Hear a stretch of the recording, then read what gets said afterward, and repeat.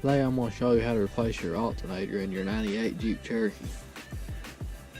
First thing you want to do is you want to get a 15mm wrench.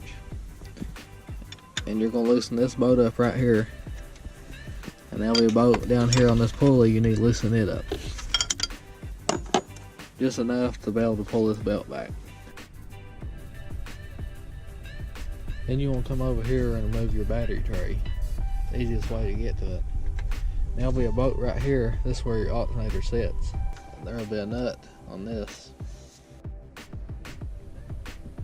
So basically the alternator will be sitting in the Jeep like that.